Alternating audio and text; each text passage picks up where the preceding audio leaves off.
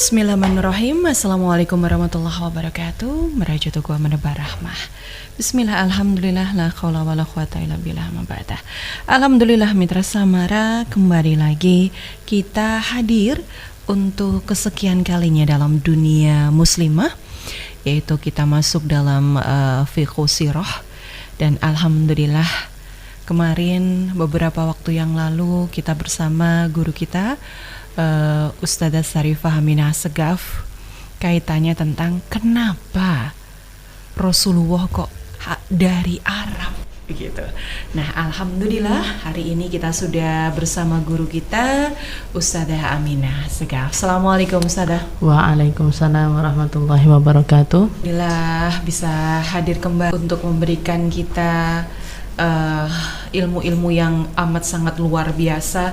Dan kemarin kita sampai di kok Rasul itu dari Arab gitu. Betul, ya sekali. Dan kemarin itu sudah ada dua ya catatan bahwa dari segi fisik, jika di dunia ini dibentangkan, Arab itu ada di tengah-tengah. Betul. Gitu, tengah titik. Terus secara umum negeri Arab ini adalah tempat yang paling tenang dari segi moralitasnya, kedaulatannya waktu itu. Nah, betul.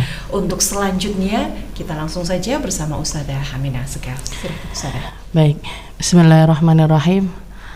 Alhamdulillahirabbil alamin, wassalatu wassalamu ala asyrafil anbiya'i wal mursalin wa ala alihi wa sahbihi ajma'in. Subhanaka la ilma lana illa ma 'allamtana innaka antal alimul hakim. Rabbi shrah li sadri wa yassir li amri wahlul 'uqdatam min lisani yafqahu qawli. Amma ba'd. Alhamdulillah ala nikmatil Islam, alhamdulillah ala nikmatil iman, wa kafa biha min ni'mah. Alhamdulillah, segala puji bagi Allah Subhanahu wa taala yang menjadikan kita umatnya Nabi Muhammad, yang menjadikan kita hamba-hamba yang diperkenankan untuk mendengarkan tentang Nabi Muhammad, menjadikan kita sebagai hamba-hamba yang diajak sama Allah Ta'ala. Di ketika mendengar seruan dari Allah Ta'ala, kita memilih untuk menerima seruan tersebut. Ketika Allah Ta'ala menyuarakan tentang kebenaran lewat lisan Nabi Muhammad SAW, kita memilih untuk menjadi hamba-hamba yang mengikutinya, menjadi hamba-hamba yang berpasrah dengannya, menjadi hamba-hamba yang nyari perkara-perkara yang indah karena percaya bahwasanya semua hal yang datang dari Nabi Muhammad akan berujung keindahan, akan berujung kepada surganya, akan berujung kepada tempat kembali yang terindah, yaitu di sisi Allah Subhanahu wa taala di dalam surga yang tertinggi. Kita masih belajar bersama-sama tentang fiqh sirah.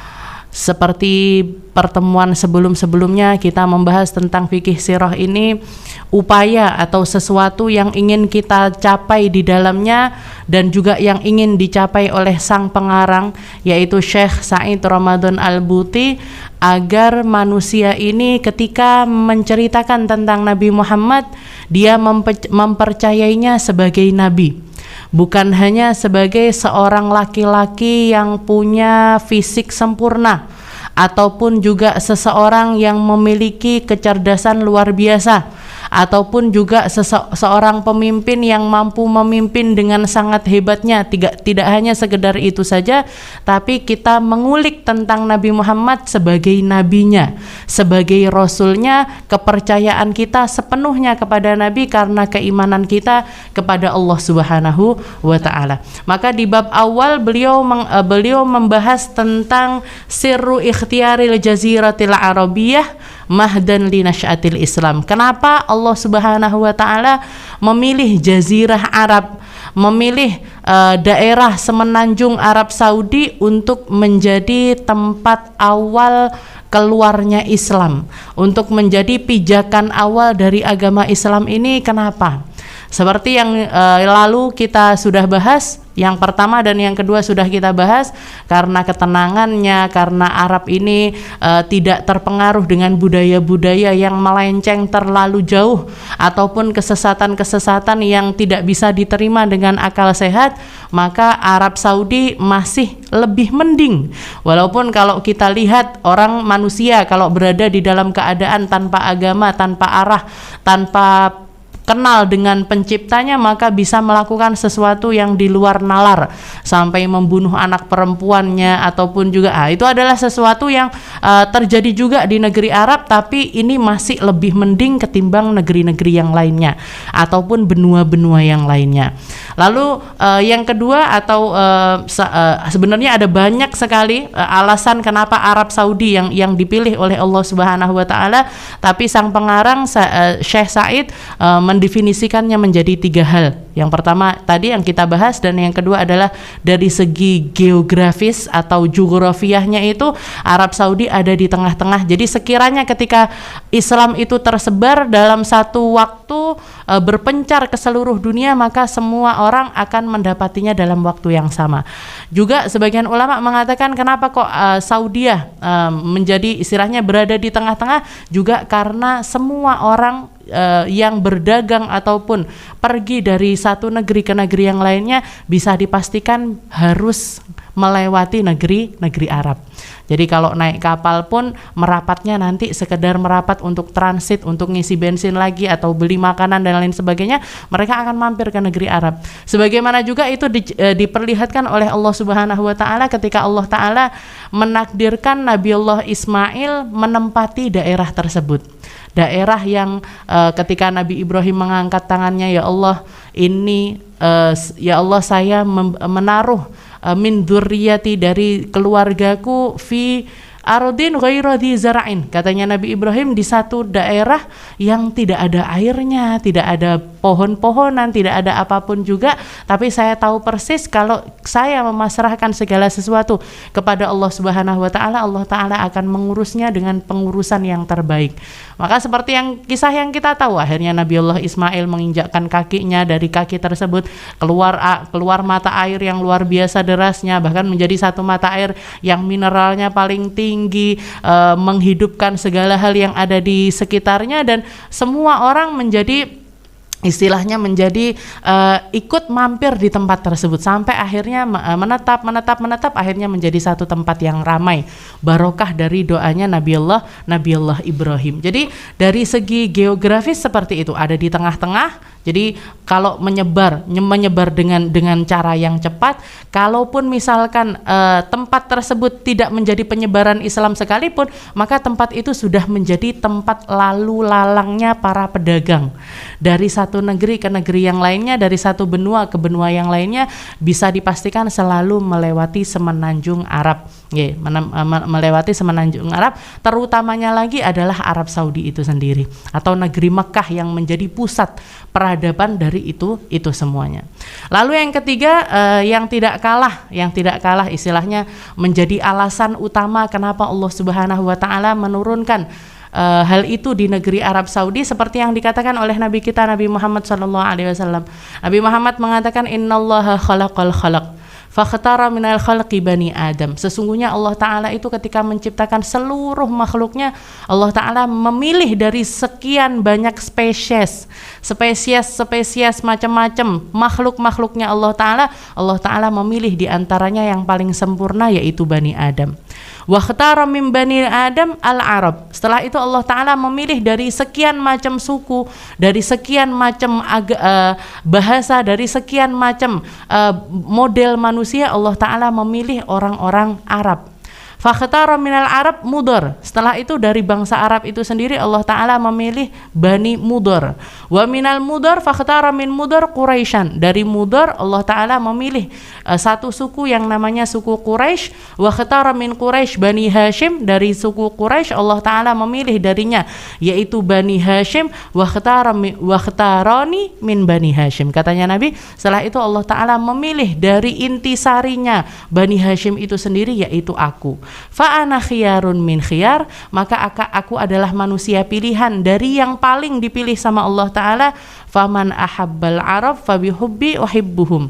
Katanya Nabi, barang siapa yang mencintai bangsa Arab, maka sebagaimana aku punya rasa-rasa kemanusiaan seperti umumnya manusia, maka dia berhak untuk mendapatkan cintaku karena kecintaannya kepada bangsa Arab.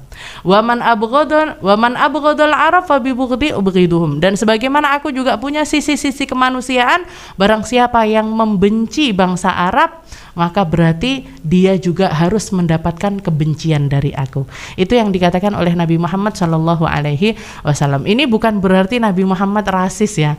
Bukan berarti Nabi Muhammad menganggap suku lainnya lebih rendah dibandingkan bangsa Arab, tidak. Tapi memang karena adanya kelebihan-kelebihan yang tidak bisa didapatkan di bangsa manapun. Di bangsa manapun, dari daerah manapun, ataupun dari segi bahasa manapun. Karena Allah Subhanahu wa taala menjadikan nabi kita Nabi Muhammad sallallahu alaihi wasallam ini sebagai seorang nabi yang kafatan linnas, menjadi nabi yang juga akan menjadi nabi bukan hanya untuk manusia sezaman dengannya, dengan manusia-manusia yang bertemu langsung dengan Nabi Muhammad SAW, tapi bahkan sampai zaman setelahnya, ila yaumil qiyamah, sampai hari akhirat nanti. Makanya ketika Allah Subhanahu wa taala membahas tentang umat-umat terdahulu atau nabi-nabi terdahulu, Allah Subhanahu wa taala mengatakan kepada mereka beberapa istilahnya penampakan mukjizat ataupun penampakan kenabian kerasulan para nabi-nabi terdahulu itu ditunjang dengan sesuatu yang dilihat. Sesuatu yang bisa dilihat. Misalkan mukjizatnya Nabiullah Sulaiman. Kita ngelihat Nabiullah Sulaiman ini mukjizatnya apa? Oh, Nabiullah Sulaiman itu mampu mengendalikan angin. Dilihat sama orang-orang zamannya. Setelah itu Nabi Sulaiman juga mampu mengendalikan para jin. Sampai ketika singgasananya Ratu Balqis mau dipindahkan, ini dari bangsa jin menawarkan, dari bangsa ini menawarkan, semuanya menawarkan kepada Nabiullah Sulaiman. Setelah itu juga nabi-nabi seperti Nabiullah Musa misalkan. Nabiullah Musa mukjizatnya apa? Oh, mampu membelah lautan. Nah, ini umatnya ngelihat langsung di depan mata lautan yang pertamanya tenang terbelah menjadi dua. Bahkan wa id faraqna bikumul bahra fa anjaynakum wa aghraqna ala fir'auna wa antum tandurun. Allah taala mengatakan ketika aku membelahkan lautan untuk kalian diselamatkan sama Allah taala, Bani Israel diselamatkan oleh Allah taala, sedangkan alu Fir'aun atau pasukannya Fir'aun ditenggelamkan oleh Allah taala, wa antum tandurun, kalian melihat itu dengan kedua bola mata kalian masing-masing.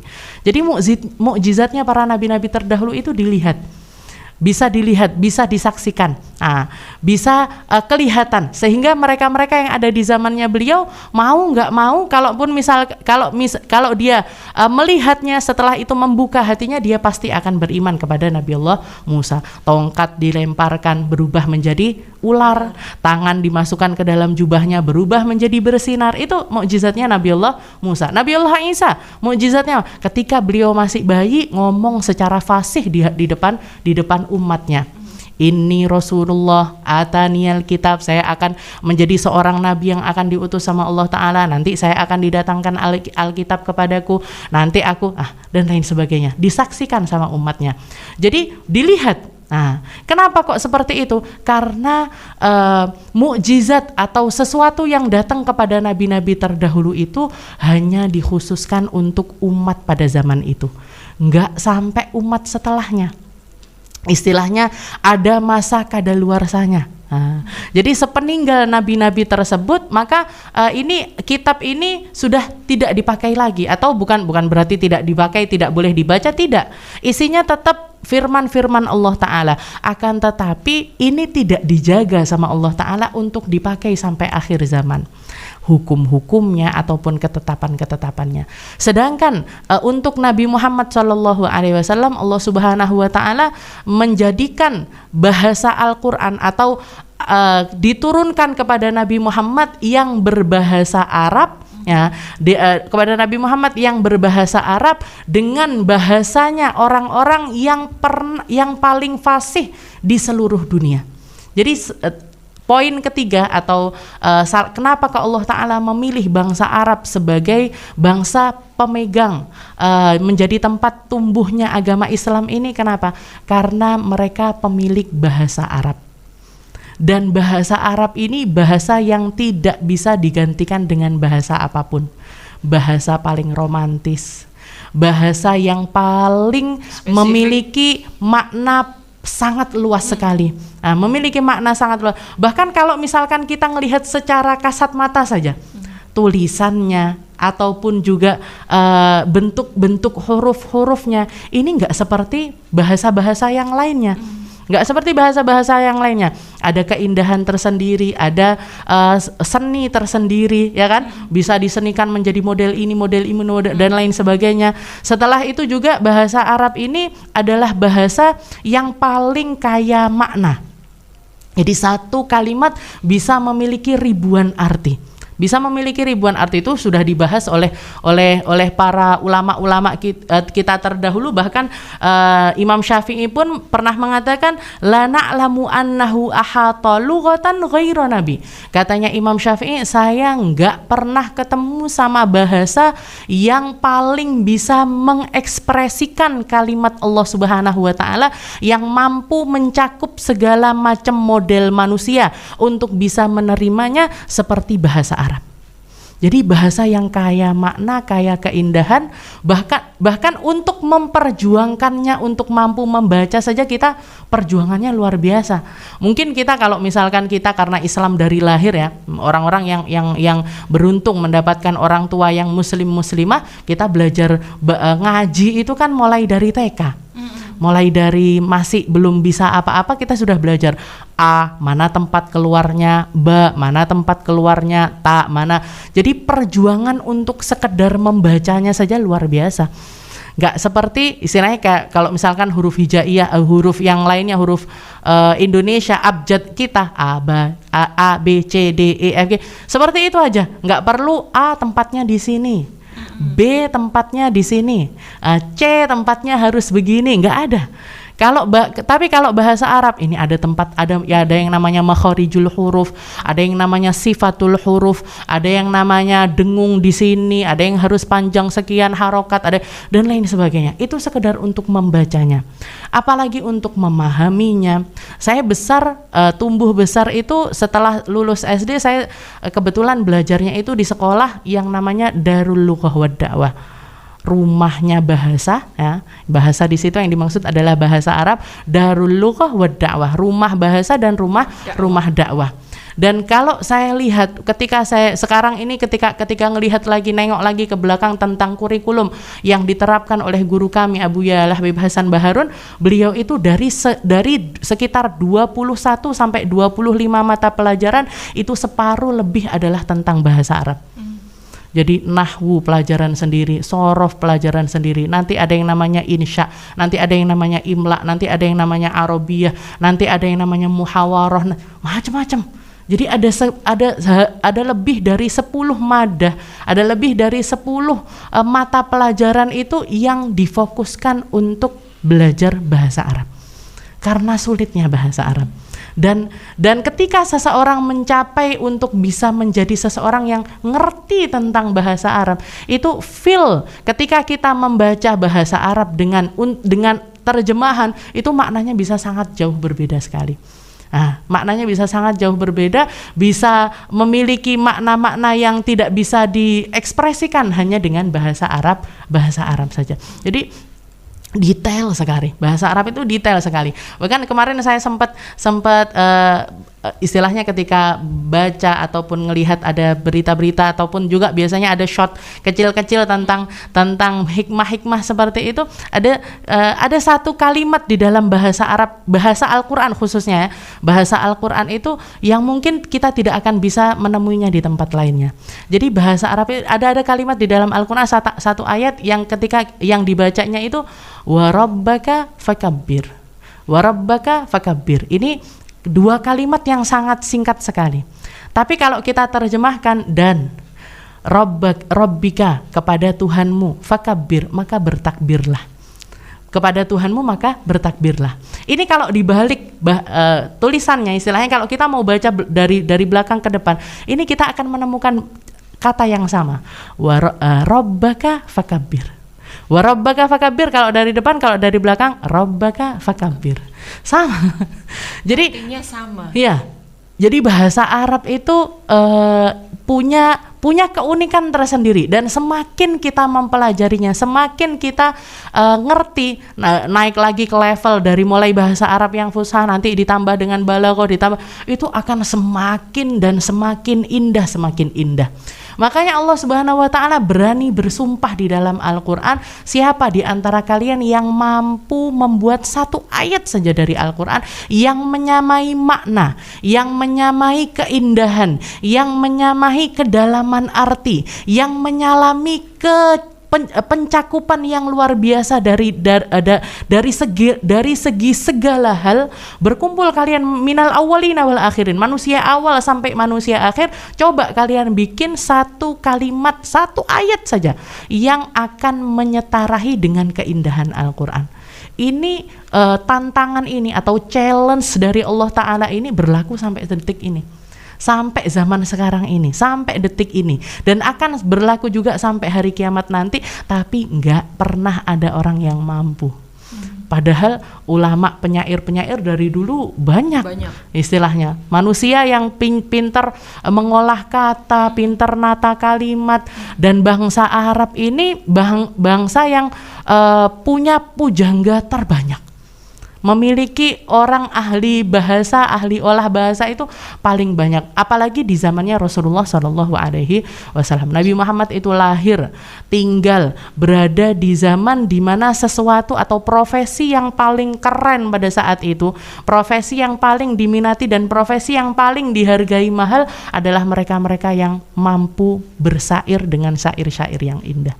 Tapi begitu Al-Quran hadir, begitu Nabi Muhammad datang dengan membawa keindahan Al-Quran, langsung redup semuanya, langsung mati istilahnya, langsung gak laku lagi semuanya karena saking indahnya bahasa Arab. Iya, kita lanjut kembali ya Mitra Samara, dan memang sekali lagi belajar bahasa semakin kesini bukan karena kita orang Islam saja harus belajar untuk bahasa Arab, tetapi karena begitu banyak kemuliaan saat kita bisa belajar dengan bahasa Arab yang baik dan benar. Betul. Jadi satu ini tadi secara off air Ustazah bilang satu huruf bukan satu huruf, satu kalimat saja itu artinya luar biasa. Seperti pun juga nanti kum dan sebagainya. Kum kalau kita kan bangun gitu ya, itu hanya berapa kata ya? Satu, dua, kalau kum huruf dua huruf. Jadi banyak hal lah kenapa Allah Ta'ala menjadikan bahasa Arab ini sebagai bahasa Al-Quran, sebagai bahasanya istilahnya bahasa wasilah antara kalamullah kepada umat manusia. Jadi karena sesuatu yang akan dibawa kepada Nabi Muhammad ini sesuatu yang berat, sesuatu yang akan diturunkan untuk seluruh umat sampai akhir zaman, maka Allah Ta'ala istilahnya memilih untuk menggunakan satu bahasa yang bisa mencakup segalanya, istilahnya seperti itu. Turjumanullah, menjadi penerjemahnya Allah. Penerjemah maksudnya Allah, penerjemah hikmahnya Allah, penerjemah cahaya dari Allah Subhanahu wa Ta'ala. Ini dengan menggunakan bahasa Arab, karena semakin dikulik semakin luas, semakin dikulik semakin indah.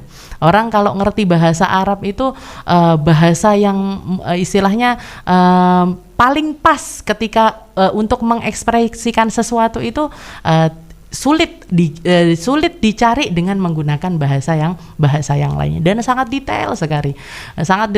Jadi bahasa Arab itu sendiri sudah istimewa, bahasa Al-Quran itu ribuan kali lipat lebih istimewa dibandingkan bahasa Arab itu sendiri. Jadi bahasa Arab tingkat tinggi dan mungkin puncaknya kesastraan di dalam bahasa Arab itu ada di dalam Al-Quran.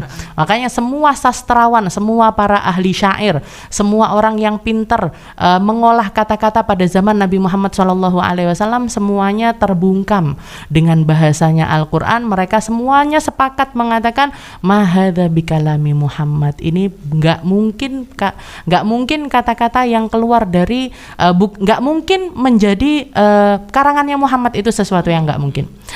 Imam Al-Busiri pernah mengatakan, ya, beliau mengatakan di dalam qasidah burdahnya itu, beliau mengatakan kafaka bil ilmi fil ummi mu'jizatan fil jahiliyati wat ta'dibi fil yutumi. Katanya beliau, cukup bagimu kalau pengen ngerti tentang kebenaran dari Al-Quran itu sendiri, kebenaran dari kalamullah itu sendiri, cukup bahwasanya kamu melihat Al-Quran ini diturunkan kepada seseorang yang ummi, seseorang yang tidak bisa menulis, tidak bisa membaca, dan tidak akan bisa menulis, tidak akan bisa membaca. Nabi Muhammad itu Nabiul Ummi, Nabi yang tidak bisa baca tulis. Maka mana mungkin orang yang tidak bisa baca tulis mampu mengarang sesuatu yang sedemikian indahnya. Jadi makanya ketika beliau istilahnya dipeluk sama malaikat Jibril untuk diturunkan ayat yang pertama kepada beliau, beliau mengatakan Iqra. Malaikat Jibril mengatakan Iqra, beliau mengatakan ma ana biqari, saya orang yang enggak bisa baca. Iqra ma ana biqari, saya enggak bisa baca. Iqra, bacalah. Iqra bismi rabbikal ladzi khalaq, khalaqal insana, sampai 5 ayat yang pertama dari surat Al-Alaq itu langsung mancep, bukan cuman di pikiran Nabi tapi di dalam hatinya Nabi. Istilahnya seperti ini, Al-Qur'an itu bukan sastra, bukan seperti puisi, bukan fiksi, bukan kata-kata yang dirangkai untuk istilahnya kalau di Indonesia ada yang namanya puisi. Orang memang ngarang dengan model bahasa yang belakangnya nanti biar sama-sama. Seperti itu kan punya gitu. Ini. Al-Qur'an itu bukan puisi. Semacam kalimat-kalimat biasa yang diomongkan sehari-hari, tapi mengandung puisi di dalamnya. Jadi mengandung puisi di dalamnya, dan istilahnya bahkan maknanya jauh lebih tinggi lagi dibandingkan puisi itu sendiri. Istilahnya, jadi ketika Nabi Muhammad mendapatkan wahyu yang pertama, itu seperti seseorang yang berbicara kepadanya, bacalah wahai Muhammad dengan nama Tuhanmu yang menciptakan, khalaqal insana min alaq, yang menciptakan manusia dari segumpal darah, dan seterusnya. Ini kalimat seperti perkataan seseorang kepada orang lain, tapi itu bisa nempel di dalam hati Nabi dan tidak bisa dilupakan. Dan orang-orang yang mendengarnya pun banyak yang mengalami kejadian yang sama. Jadi istilahnya kok bisa seperti ini. Jadi dari segi penyampaiannya sendiri pun juga memiliki keistimewaan tersendiri. Nggak seperti kata-kata biasa, tidak seperti puisi, tapi mengandung makna dari puisi itu. Ini bahasa Al-Quran. Bahasa Al-Quran. Kafaka bil ilmi fil ummi mu'jizatan. Kalau kamu mau ngulik tentang kebenaran Al-Quran, cukup Muhammad sebagai bukti mendapatkan Al-Quran lewat Al-Quran ini diturunkan kepada seseorang yang ummi, nggak bisa baca, nggak bisa tulis, dan di zaman dimana mayoritas orang juga tidak bisa baca, tidak bisa nulis, nggak bisa baca, nggak bisa nulis. Jadi untuk istilahnya untuk pembukuannya itu bagaimana Al-Quran ini dibukukan ketika ditaruh di satu kaum yang semacam ini. Tapi buktinya sampai sekarang terjaga. 1400 tahun yang lalu diturunkan, sampai sekarang tidak ada satu huruf pun, bahkan tidak ada satu harokat pun yang hilang dari Al-Quran. Akan terjaga sampai akhir zaman. Bahkan ketika ada di satu momen ketika Rasulullah SAW itu bikin perjanjian yang dinamakan dengan perjanjian Hudaybiyah. Waktu itu yang bagian nulis atau penulis katibur risalah atau penulis perjanjian itu dari kalangannya Nabi adalah Sayyidina Ali bin Abi Thalib. Sayyidina Ali menuliskan min Muhammad Rasulillah. Jadi surat ini disaksikan oleh Muhammad Rasulullah, Muhammad utusan Allah. Katanya orang-orang kafir, mereka mengatakan kalau kami percaya kamu adalah seorang Rasul, kami ini perjanjian nggak perlu ada, istilahnya seperti itu. Maka mereka mengatakan uktub Muhammad bin Abdullah, tulis apa? Ganti tulisannya dengan tulisan Muhammad putranya Abdullah. Kalau Muhammad Rasulullah kami nggak percaya, tapi kalau Muhammad putranya Abdullah kami percaya. Maka pada saat itu Rasulullah nanya kepada Sayyidina Ali, wahai Ali, di mana tempat tulisan Rasulullah? Di mana tempat tulisan Muhammad Rasulullah itu, di mana tempatnya? Akan saya yang menghapus. Katanya Sayyidina Ali, wallah la amsah ya Rasul. Demi Allah saya tidak akan menghapusnya. Hapus. Demi Allah saya nggak menghapusnya. Hapus wahai Ali. Maka setelah itu Rasulullah minta ditunjukkan di mana tempat tulisan Rasulullah sendiri yang menghapus tulisan tersebut. Karena memang Nabi Muhammad ini dibikin sama Allah Ta'ala untuk menjadi ummi selamanya. Untuk menjadi ummi selamanya. Jadi bukan cuman nggak bisa baca, nggak bisa nulis, tapi tidak akan bisa membaca, tidak akan bisa menulis. Tapi ketidakbisaannya Nabi ini menjadi keistimewaan bagi beliau, karena ini akan membuktikan kebenaran Al-Quran, menjadi bukti paling konkret, menjadi bukti paling kuat bahwasanya Al-Quran itu bukan karangannya Nabi Muhammad SAW. Maka Allah Ta'ala memilih bangsa Arab, yang dipilih adalah bangsa Arab dengan bahasa Arab, karena bahasa Arab ini adalah bahasa yang paling bisa mencakup makna yang ingin disampaikan oleh Allah Subhanahu wa Ta'ala. Dan untuk manusia setelah zamannya nabi-nabi terdahulu, khususnya untuk setelah zaman Nabi Muhammad sampai ke belakang, kita nggak perlu mukjizat yang kelihatan. Karena kalau kita mau melihat Nabi Muhammad pernah membelah bulan, kita nggak pernah ngelihat itu, ya kan? Kita tahu Nabi Muhammad ini mukjizatnya beliau mampu memperbanyak makanan, kita nggak mengalami itu, ya kan? Nabi Muhammad mukjizatnya beliau juga pasukannya ketika berperang didatangkan juga malaikat bersama untuk menolongnya. Kita juga nggak bisa menyaksikan itu. Orang-orang yang setelah zamannya Nabi nggak bisa menyaksikan itu. Maka Al-Quran ini menjadi mukjizat. Menjadi mukjizat, fungsinya bukan cuma sebagai Alkitab, tapi sebagai mukjizat. Kalau kitab-kitab terdahulu, Taurat, Injil, dan lain sebagainya, itu fungsinya adalah sebagai manhaj. Manhaj itu tuntunan, pedoman hidup, istilahnya seperti itu. Menjadi pedoman hidup untuk zaman tersebut, tapi bukan mukjizat. Injil itu bukan mukjizat, Taurat itu bukan mukjizat. Setelah nabinya menyelesaikan tugasnya, selesai juga tugasnya kitab-kitab itu untuk menjadi pedoman ataupun mukjizat bagi masa tersebut. Tapi Al-Qur'an dengan bahasanya Allah Ta'ala menakdirkannya menjadi manhajan wa mukjizatan. Al-Qur'an itu menjadi pedoman hidup juga, mukjizat juga. Iya. Kenapa? Karena setelah zamannya Nabi, manusia-manusia yang tidak mendapati masa bersama-sama dengan Rasulullah SAW tetap mampu mencapai Allah Subhanahu wa Ta'ala lewat Al-Quran. Tetap bisa percaya kepada Allah Subhanahu wa Ta'ala lewat kebenaran Al-Quran, karena fungsinya akan terus berfungsi sampai akhir zaman. Al-Quran sebagai manhaj, sebagai pedoman hidup, juga sebagai mukjizat.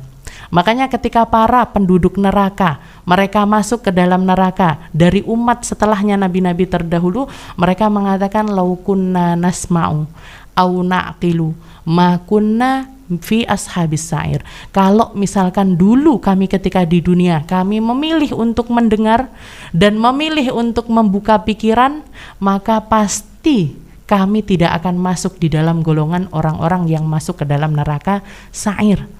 Kami tidak akan tersesat, kami tidak akan kehilangan arah, kami tidak akan masuk ke dalam neraka. Puncaknya kami tidak akan disiksa sama Allah Ta'ala di dalam neraka kalau kami mendengar dan juga memahami, kalau kami membuka telinga dan juga membuka hati. Jadi untuk percaya dengan Nabi Muhammad setelah zamannya Nabi Muhammad, setelah wafatnya Rasulullah SAW, kita nggak perlu mukjizat mata, tapi yang kita perlukan adalah mukjizat telinga dan mukjizat hati. Dan itu ada di dalam Al-Quran. Cukup menjadi orang yang mendengar dan cukup menjadi orang yang membuka hati untuk percaya dengan kebenaran Allah Subhanahu wa Ta'ala. Jadi kalau nabi-nabi terdahulu semuanya pakai mata, mukjizatnya pakai mata. Tapi Rasulullah SAW mukjizatnya kita temui sampai sekarang, dan itu menjadi fenomena terbaru sekarang ini, ya kan? Karena banyaknya orang yang melihat keteguhan imannya orang-orang yang ada di Palestina, mereka berbondong-bondong membaca Al-Quran, ayat per ayat, padahal terjemahan, ya kan? Padahal terjemahan, tapi banyak di antara mereka yang tercerahkan, banyak di antara mereka yang memahami kebenarannya, memahami dari mana asal iman yang sebegitu kuat tersebut, ternyata sumbernya semuanya ada di dalam Al-Quran. Dan banyak dari saudara-saudara kita yang mengatakan bahwa kitab yang sama dari negara manapun isinya sama, artinya sama, itu Al-Quran. Iya, betul. Hanya Al-Quran. Iya. Dimanapun tempat dibaca sama, dengan cara yang sama. Kalau awalnya sama, akhirnya sama, urutannya sama, cara bacanya pun juga sama. Artinya juga sama, pemahamannya juga sama. Jadi gitu ya. Dan ini banyak orang nggak mungkin kalau manusia yang membuat gitu harus memiliki. Dan banyak sekali lah mukjizat-mukjizat yang luar biasa. Abah saya waktu haji pertama kali beliau berangkat melaksanakan ibadah haji, ngelihat manusia dari berbagai macam negeri berkumpul jadi satu, yang kulit hitam, yang kulit putih, yang orang Arab ya, yang orang Arab, yang orang istilahnya semua umat muslim dari semua bangsa dan semua bahasa, semua ras ngumpul jadi satu di tempat tersebut. Maka ketika pulang ada satu orang yang nanya sama abah saya, "Beb, nopo istilahnya apa momen di negeri Mekah yang paling fenomenal untuk Anda?" Istilahnya seperti itu. Kan harapannya orang kalau pulang haji itu cerita-cerita yang saya dibukakan, apa istilahnya pengen deket Ka'bah itu kayak dibukakan. Ada yang ketika kerentak pengen ini, tahu-tahu datang. Istilahnya yang seperti itulah istilahnya. Sesuatu yang ya bisa dikatakan itu adalah sesuatu yang istimewa. Karena momennya memang istimewa di negeri suci, di negeri tempat turunnya Nabi dan juga turunnya Al-Quran. Itu adalah sesuatu yang istimewa. Tapi jawaban abah saya itu enggak seperti itu. Beliau mengatakan yang paling bikin saya istilahnya perkara fenomenal yang saya lihat di negeri Mekah itu adalah ketika semua orang dari semua negeri ini berbahasa dengan bahasa yang sama, membaca Al-Quran dengan cara yang sama, panjang pendeknya sama, dengung-dengungnya sama, semua orang membaca dengan model yang sama. Al-Fatihah mulai dengan Bismillahirrahmanirrahim, diakhiri dengan waladhdallin, amin, semuanya. Jadi istilahnya ini yang dinamakan mukjizat, yang istilahnya yang bisa kita saksikan sampai detik ini, ya ini Al-Quran yang ada di depan mata kita, yang seringkali berdebu di lemari-lemari kita, yang seringkali kita abaikan begitu saja, padahal ini adalah sesuatu yang didatangkan oleh Allah Subhanahu wa Ta'ala untuk mencerahkan kita, untuk memberkahi kita, untuk kita nyari segala sesuatu darinya. Cari rezeki lewat Al-Quran, cari ketenangan lewat Al-Quran, cari kesehatan lewat Al-Quran, cari informasi apapun, ilmu pengetahuan, cari lewat Al-Quran. Kita sudah punya Al-Quran. Al-Quran ini mukjizat dari Allah Subhanahu wa Ta'ala, dan akan tetap menjadi mukjizat sampai kapanpun juga. Kita bisa menjadikannya sebagai istilahnya, menjadikannya sebagai sumber keilmuan, bisa menjadikannya tempat kita berobat, bisa kita gunakan untuk pedoman kita mencari solusi masalah-masalah kita pun. Cari semuanya lewat Al-Quran, karena fungsinya sama. Sebagaimana dulu di zaman Rasulullah SAW Al-Quran istilahnya dijadikan untuk segala hal, istilahnya sampai ke tingkat Sayyidina Khalid bin Walid, seorang panglima perang yang begitu hebatnya, yang istilahnya menaklukkan berbagai macam negeri dan lain sebagainya. Salah satu hal yang beliau minta maaf kepada Allah Subhanahu wa Ta'ala ketika beliau menemukan Al-Quran, dicium, ditaruh di atas kepalanya. Setelah itu beliau mengatakan, "Ya Allah, ini adalah mohon maaf karena saya banyak berperang seperti ini sampai saya tidak punya kesempatan." Istilahnya sedikit kesempatan saya untuk membaca Al-Quran. Padahal yang dikatakan sedikitnya Sayyidina Khalid bin Walid ini, beliau minimal 3 hari itu khatam. Itu beliau mengatakan, "Mohon maaf ya Allah karena saya sedikit di dalam membaca Al-Quran." Dan masih banyak lagi mukjizatnya Al-Quran, istilahnya dari mulai penawar, ya kan, penawar. Rasulullah SAW ketika melihat ada seorang sahabat sakit, dibacakan Fatihah, diminumkan. Ini hal-hal seperti ini yang harus kita kembalikan atau menjadi sesuatu yang kita yakini, karena memang Al-Quran ini fungsinya akan selalu sama mulai dari zamannya Rasulullah SAW sampai akhir zaman nanti. Jadi alhamdulillah ya Mitra Samara, hal ini juga terjawab ya kenapa di bahasa Al-Quran itu menggunakan bahasa Arab, padahal kitab-kitab sebelumnya menggunakan bahasa yang lain. Betul. Karena itu tadi ya, dari segi kayak makna bahasa yang paling bisa mengekspresikan firman-firman Allah. Saya kasih contoh satu, Elisa. Jadi ada satu surat di dalam Al-Quran itu surat At-Tariq. Iya. Surat At-Tariq pernah dengar ya? Jadi surat At-Tariq di juz Amma itu artinya kalau di dalam tafsiran itu ada yang mengatakan At-Tariq itu najmun fis sama, nama satu bintang di langit. Ada juga yang mengatakan satu bintang yang memiliki ketukan, karena At-Tariq itu artinya orang yang mengetuk. Ada juga yang mengatakan itu bukan bintang, tapi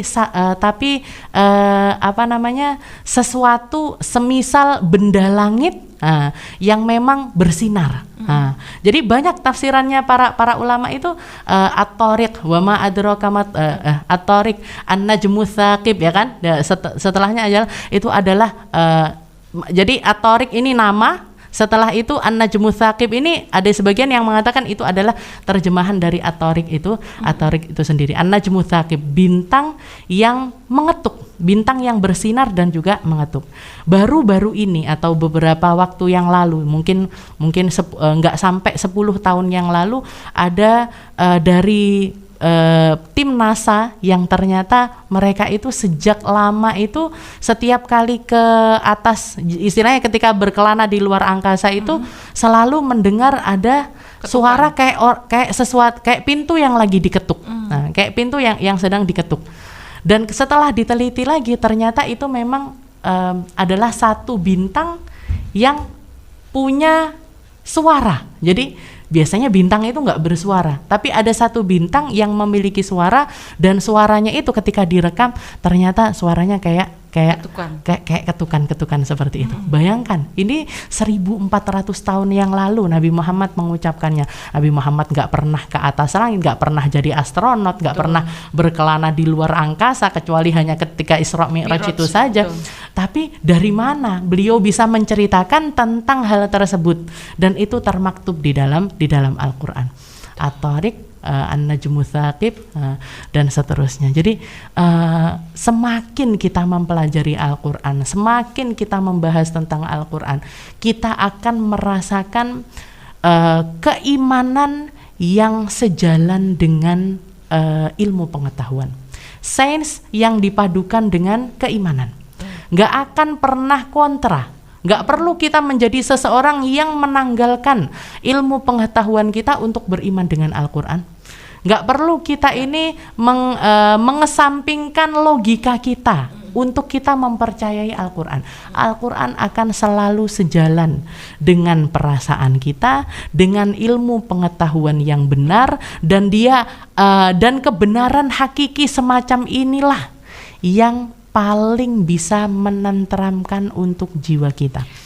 Dan kita akan selalu terpuaskan dengan setiap keilmuan ataupun detail-detail kecil dari Al-Quran. Itulah. Dan ini menepis anggapan bahwa kitab suci Al-Quran itu kitab yang expired. Tidak akan pernah ada expirednya. Bayangkan dari 1400 tahun yang lalu sampai saat ini masih tetap relevan. Betul sekali. Tetap bisa dibahas, tetap bisa dipraktekkan, tetap bisa dijalankan, walaupun mungkin sebagian besar penduduk bumi tidak menjalankan, istilahnya seperti itu.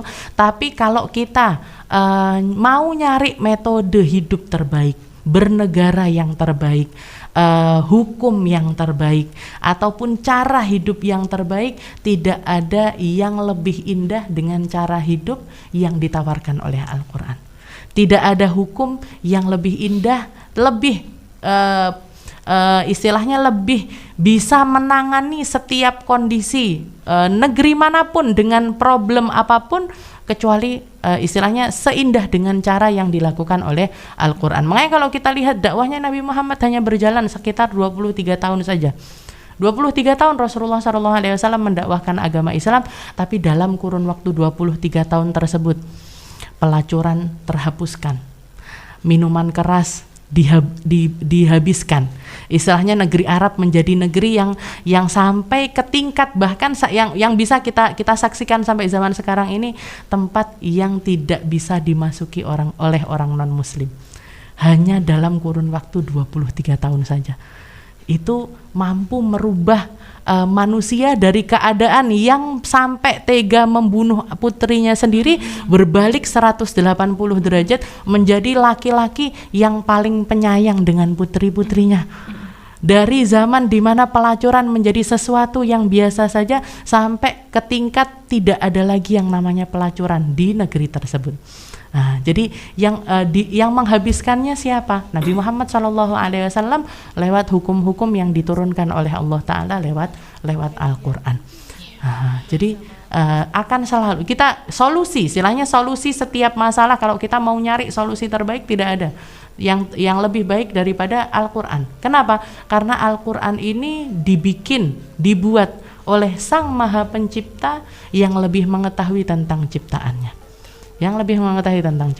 Semoga kita semuanya menjadi orang-orang ahli Al-Quran, menjadi orang-orang yang selalu dikasih sama Allah Ta'ala pemahaman Al-Quran dengan rasa yang indah, dengan pemikiran yang indah, dengan cara yang terindah. Dan ini yang akan mengindahkan kehidupan kita ketika kita memilih untuk membersamai Al-Quran qaulan, secara kata-kata, istilahnya menjadi bacaan rutin kita, secara keilmuannya menjadi keilmuan yang rutin untuk kita konsumsi, secara hikmahnya menjadi hikmah yang menjadi prinsip-prinsip kehidupan kita. Ini yang akan mengindahkan kehidupan kita. Bisa menjadikan nutrisi ya lahir batin kita. Jadi saat Anda mulai resah, gelisah dan sebagainya, coba tanyakan kapan terakhir Anda membaca Al-Quran. Insya Allah itu jadi obat gitu loh, obat yang cespleng ya istilahnya, yang luar biasa. Dan di sini juga alhamdulillah ya Mitra Samara, tadi Ustadzah matur bahwa tidak ada yang bisa masuk di kota Mekah dan Madinah gitu ya kalau dia bukan orang muslim.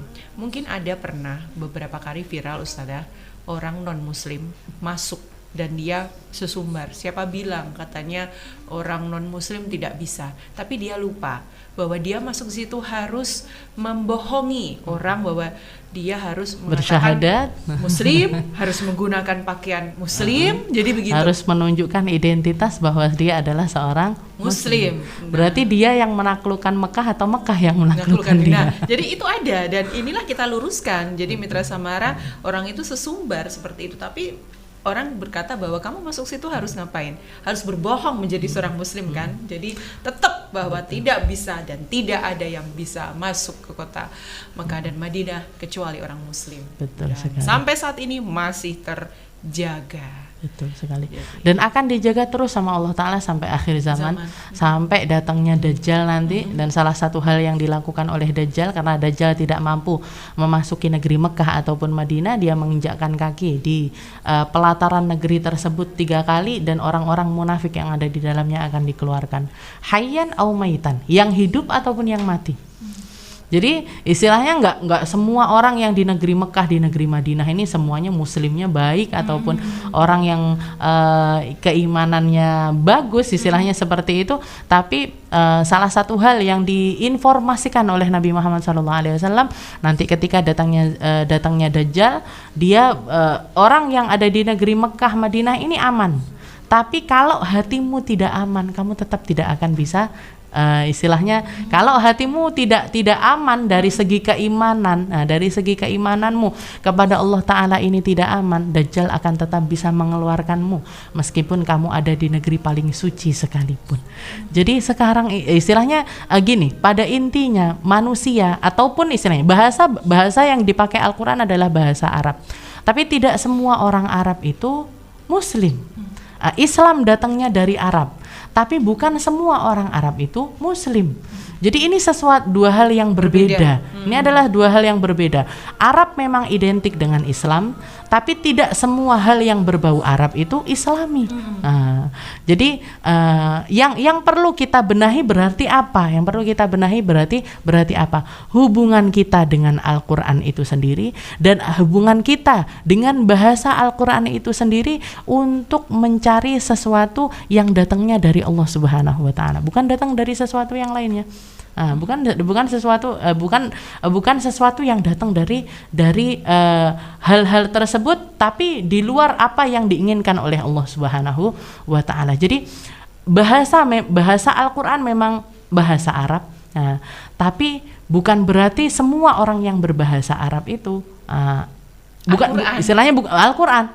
Bukan semua yang berbahasa Arab itu Al-Quran gitu ya. Jadi kadang-kadang karena kita saking jauhnya dengan bahasa Arab itu nganggap kalau semua yang Arab itu Islam.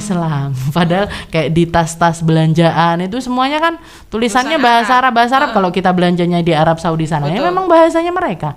Padahal tapi itu bukan bahasa Al-Quran. Bukan bahasa Al-Quran. Dan jangan salah ya Mitra Samara, kalau sering banget mungkin menyimak lagu-lagu Arab itu belum tentu lagu-lagu tentang kita mengesahkan Allah atau qasidah. Bukan. Banyak lagu cita-citaan juga banyak, lagu istilahnya bahkan yang keluar dari hal yang baik pun juga banyak, karena bahkan penyanyi-penyanyinya pun juga ada yang beragama Nasrani, ada yang beragama selain dari orang Islam, istilahnya seperti itu. Jadi bahasa adalah sesuatu yang lain dan Al-Quran adalah sesuatu yang lain. Tapi memang Allah Subhanahu wa Ta'ala memilih bahasa Arab ini untuk menjadi bahasanya Al-Quran karena karena keindahan hal yang ada pada bahasa Arab yang tidak akan bisa kita temukan di dalam bahasa-bahasa yang lainnya. Wa'alam bishawab.